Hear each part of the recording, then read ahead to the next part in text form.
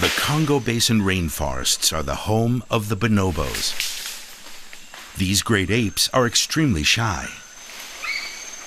Anyone trying to film them needs patience and luck.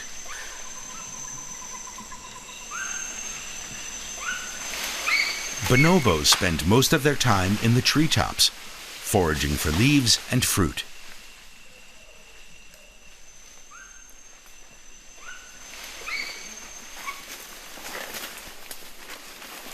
The Worldwide Fund for Nature's conservation efforts in the west of the country have been underway for a few years.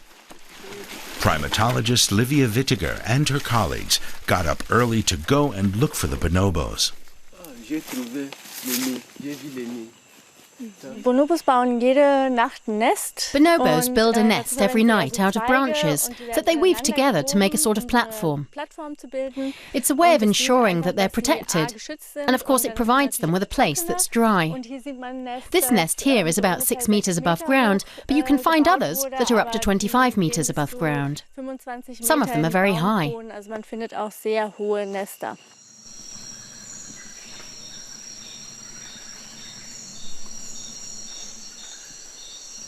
But even this doesn't guarantee the bonobos protection against their arch-enemy, man.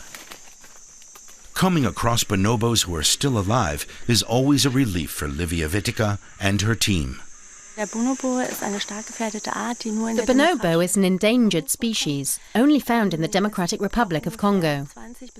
The bonobo population here in the rainforest numbers between 20,000 and 50,000. They live in just a few pockets of the forest. The main threat that they face is loss of habitat due to farming and forest clearing. A further problem is bushmeat hunting. Bonobos are still eaten. Guy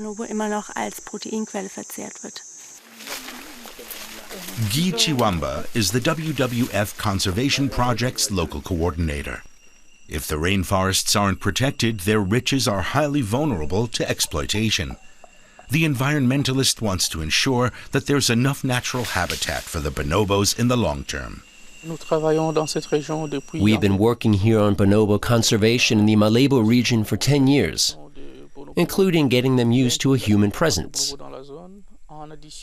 As well as this long-term project, we're working closely with the timber companies in the area, a local cattle farm, and local communities.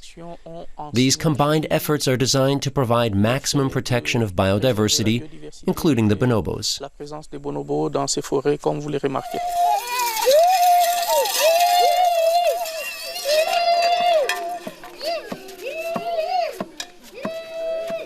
The human population in the region is on the rise, and with it, hunting and farming.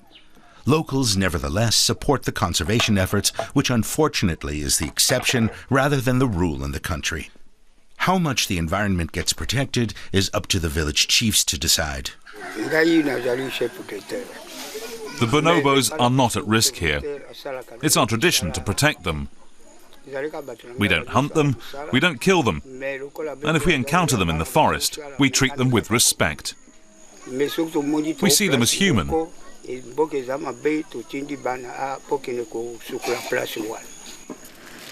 But respect alone won't ensure their survival. Recent years have seen the WWF boost its conservation program, stepping up efforts to protect the Congo Basin rainforest.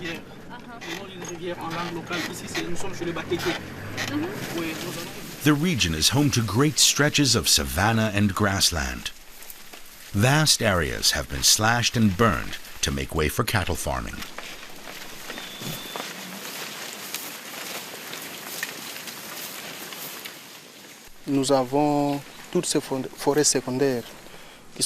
The biggest problem here is that trees grow up in the grazing areas. So we constantly have to burn them down, and that obviously takes its toll on the forests. That is a serious problem.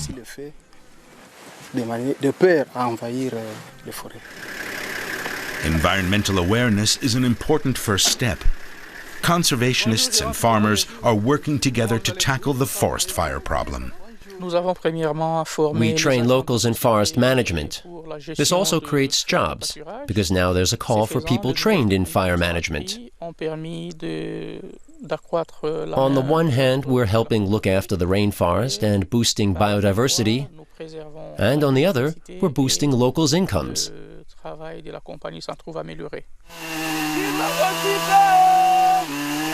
The project area now encompasses about 1 million hectares of land, including a few timer companies.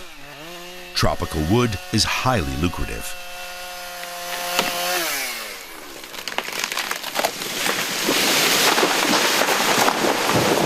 The trade in timber needs to be factored into the conservation efforts. The well-being of the rainforest is key to climate protection. One local company has already announced plans to work more sustainably. The WWF works with timber companies because biodiversity needs to be protected in areas where logging takes place. We need to protect the local flora and fauna. The WWF supports these companies' efforts to protect biodiversity in the areas where they're active. For the time being, those efforts are relatively modest. Logging is forbidden on the fringes of the rainforest and the banks of streams. At least these areas are safe for the local wildlife. But the bonobos need a bigger habitat than that. Their survival hinges on a fully intact rainforest.